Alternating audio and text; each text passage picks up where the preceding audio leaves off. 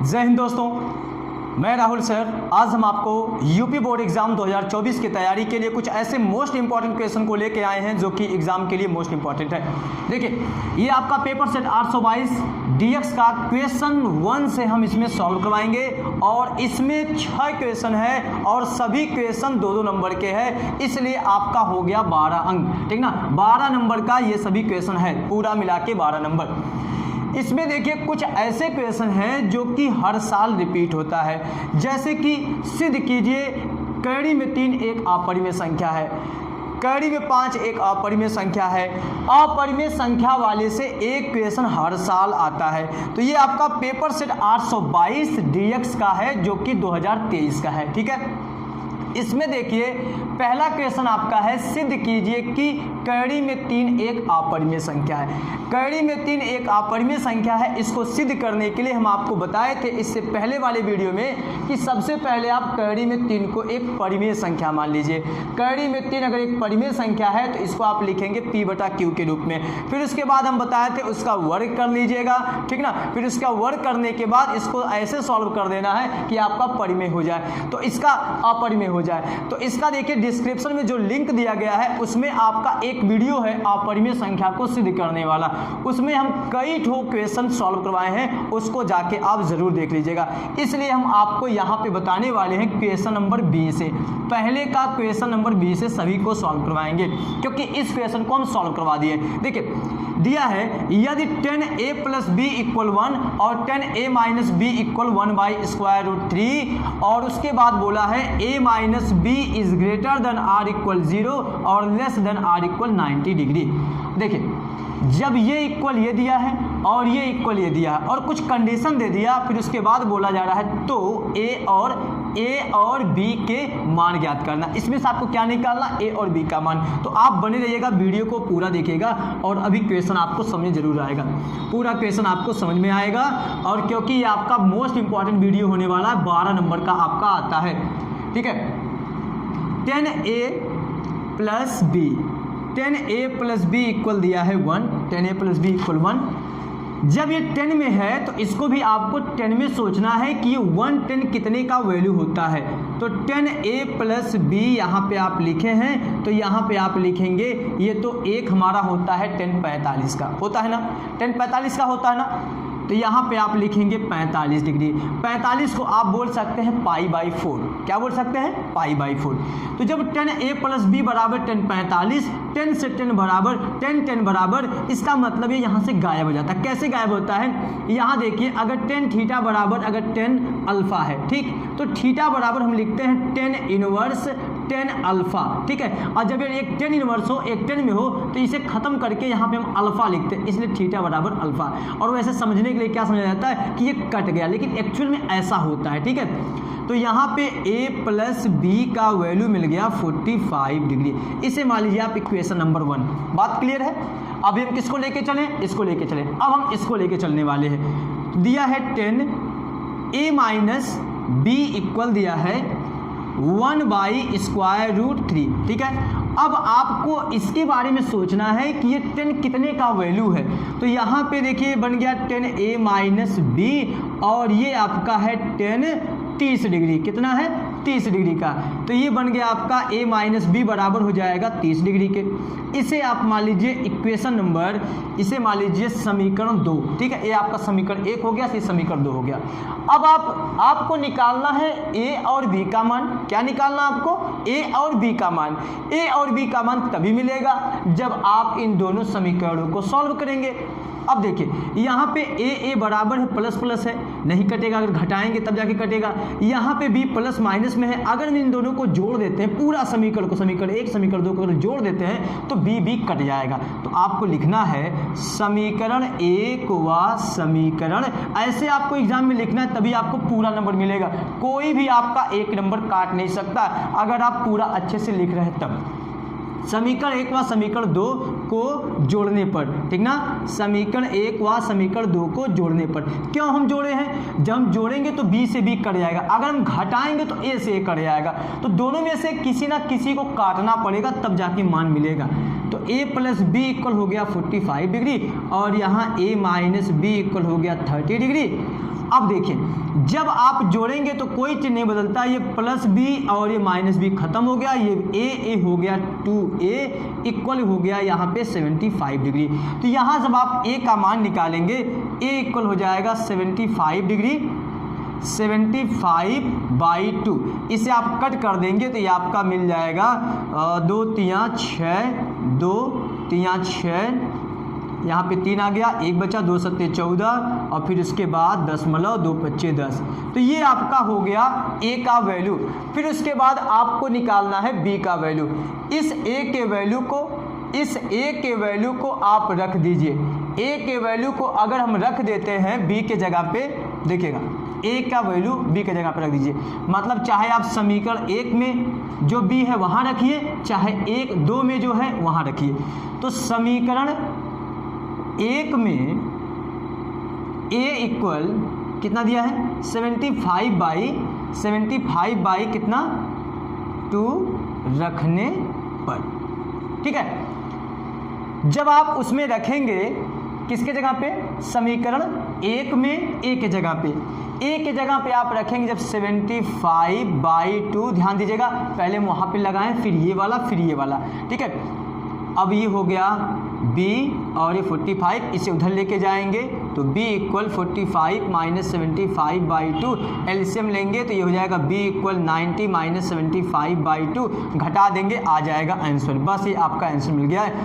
10 में से 5 गया 5 और यहाँ पे 8 बचा, 8 में से 1 गया 7 गया 1, यहाँ पे 2, इतना आ जाएगा।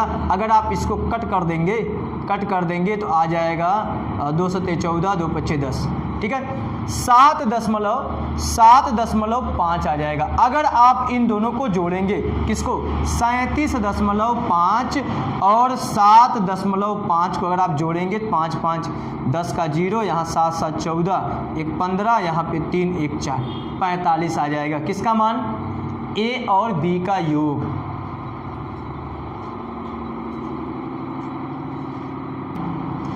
अब यहाँ पे देखिए दोनों का योग 45 आ गया। इसका मतलब है अगर हम इस मान को a और b का जो योग आया, यहाँ पे देखिए 10a प्लस बी का मान कितना बना 45, 45 का मान 1 होगा। इसका मतलब है ये क्वेश्चन का आंसर आपका सही है। आप आंसर भी चेक कर लिए। अगर आप इन दोनों में से घटाएंगे, 5 में से 5 गया 0, ये 7 में से 7 गया 0 और ये 3 बच गया, यहाँ पे आया 30.0 मतलब 30, 30 का मान इतना होता है। इसका मतलब है कि ये जो आपका आंसर आया ए और बी का मान ये सही है, ठीक ना।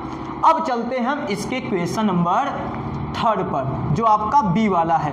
नेक्स्ट क्वेश्चन आपका बी वाला देखिएगा, ध्यान दीजिएगा इसमें क्या दिया है, ठीक है।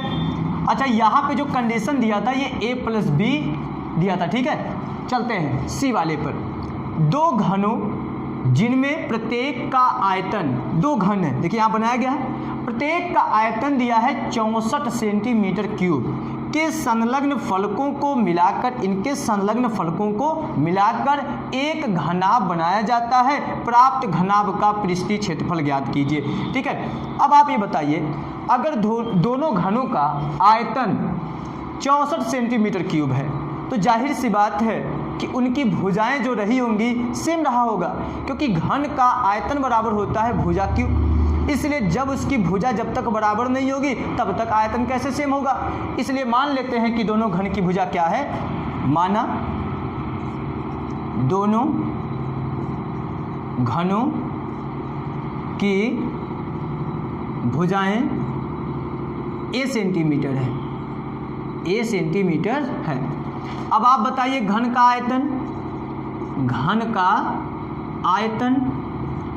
आयतन बराबर होता है क्या, भुजा क्यूब। क्या होता है, भुजा क्यूब। भुजा a है इसलिए a का क्यूब। घन का आयतन कितना दिया, इसका भी 64, इसका भी 64। अगर हम अभी एक की बात करें तो 64 बराबर हो जाएगा a क्यूब के। इसका मतलब a क्यूब बराबर हो जाएगा 64 के। यहाँ से अगर a का मान निकालेंगे तो घनमूल हो जाएगा 64 का। 64 का अगर आप घनमूल लेंगे तो a का मान कितना आ जाएगा, a का मान आ जाएगा 4, क्योंकि 4 चौके 16 चौके 64। a का मान आ गया 4 सेंटीमीटर, ए का मान 4 आने का मतलब ये है कि घन की जो भुजा है, जो इसके फलक है, 4 4 है। दूसरे वाले का भी 4 होगा, ये भी आपका 4 होगा, यहाँ से भी आपका 4 होगा, ठीक ना, क्योंकि घन की लंबाई, चौड़ाई, ऊंचाई सब बराबर होती है। अब इस घन के मिल जाने से, संलग्न फलकों के मिलने से घनाभ बना। अब ये जो पूरा फिगर आपका दिख रहा है ये घनाभ का रूप ले लिया। जब यहाँ से यहाँ तक 4 है, यहाँ से यहाँ तक 4 है, तो घनाभ की लंबाई हो गई 8 सेंटीमीटर, लेकिन चौड़ाई आपका 4 ही रहेगा, ऊंचाई आपका 4 ही रहेगा। क्या निकालना है कि संलग्न फलकों को मिलाकर एक घनाभ बनाया जाता है। बात क्लियर है ना। प्राप्त घनाभ का पृष्ठीय क्षेत्रफल निकालना है। क्या निकालना है? घनाभ का पृष्ठीय क्षेत्रफल। जब भी आप घनाभ का पृष्ठीय क्षेत्रफल निकालेंगे तो आपको पता होगा घनाभ का पृष्ठीय क्षेत्रफल आप लिखेंगे अतः घनाभ का पृष्ठीय क्षेत्रफल इक्वल, बोलिए 2 इंटू 2 ब्रैकेट में LB plus BH plus HL, ठीक ना।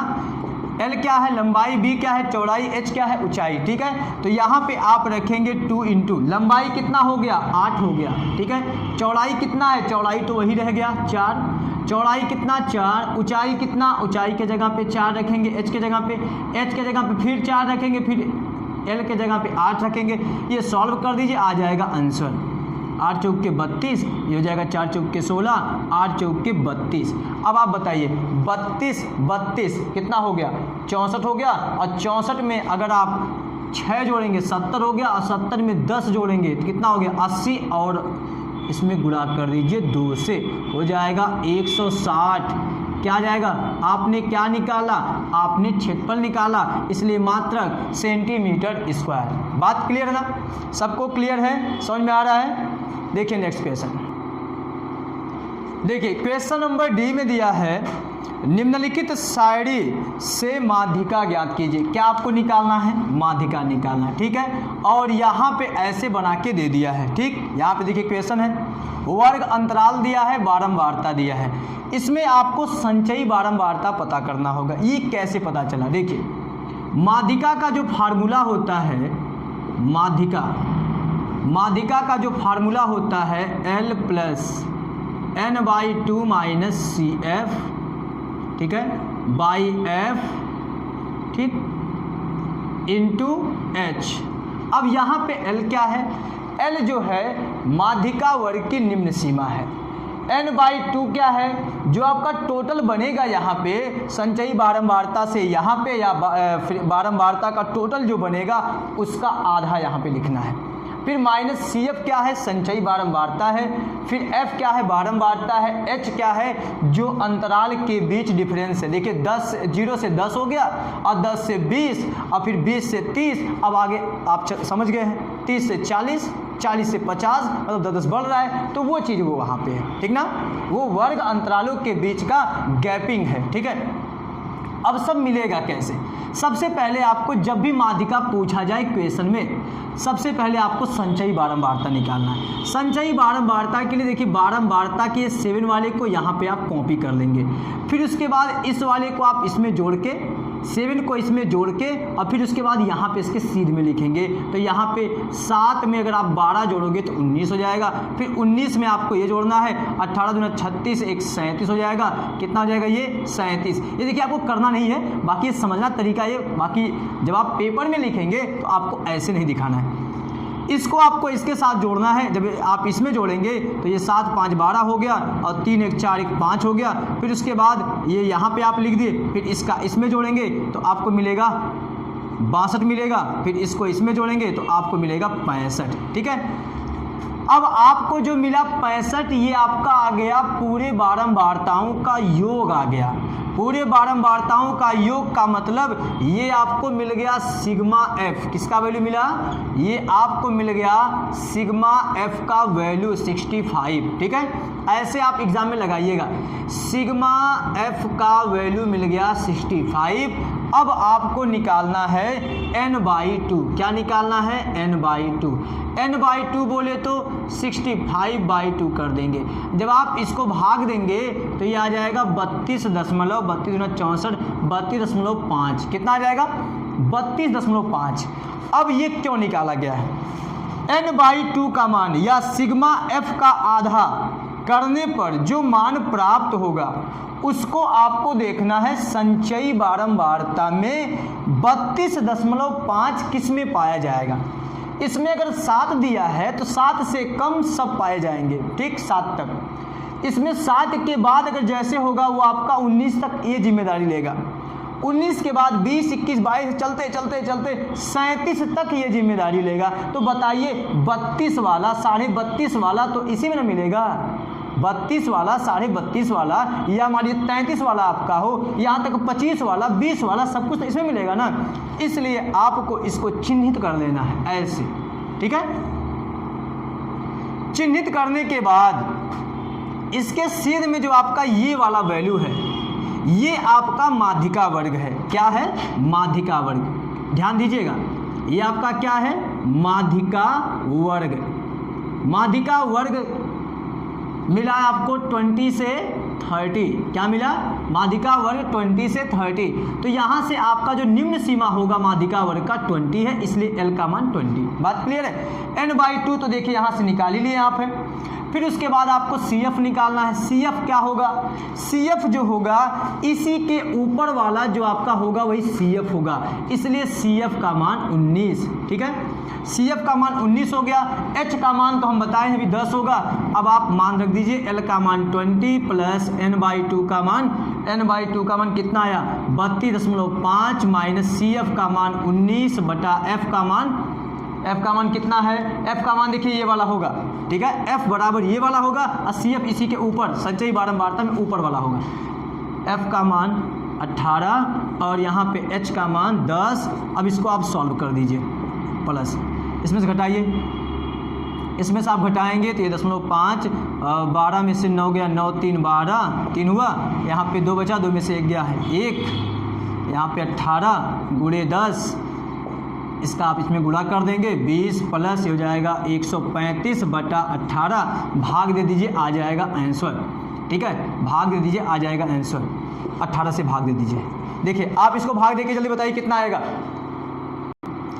ये भाग देने के बाद देखिए यहाँ पे हम कर दिए हैं 7.5 आ गया, इसमें आप जोड़ देंगे तो 27.5 हो जाएगा आंसर।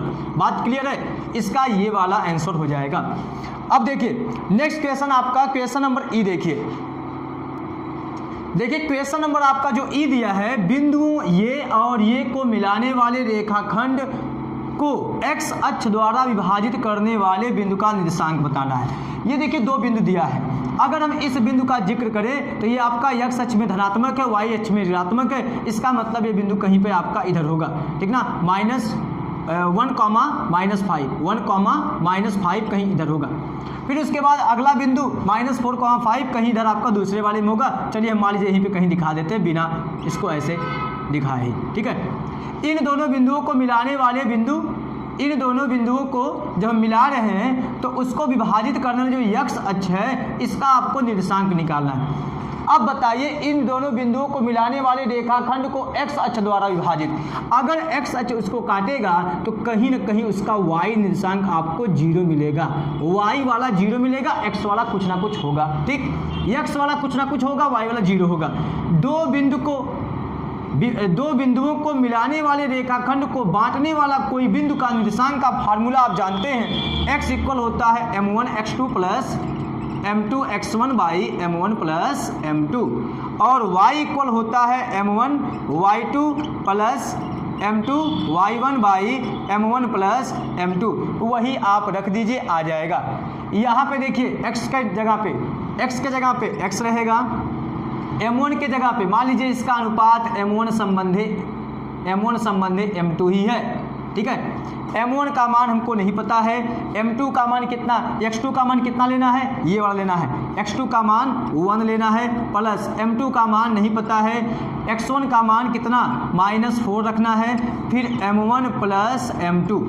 यहाँ देखिए x इक्वल मिल गया, यहाँ मल्टीप्लाई करेंगे m1 minus 4m2 by m1 plus m2। अभी मान नहीं मिलेगा। अब जब आप y का निकालेंगे, y equal m1 x2 plus m2 x1 by m1 plus m2, तो यहाँ से देखिए y का वैल्यू यहाँ पे 0 रखना है, यहाँ पे m1 x2 का मान यहाँ पे y2 रहेगा ना, y2 y1 आपको लेना है -5 प्लस m2 y1 का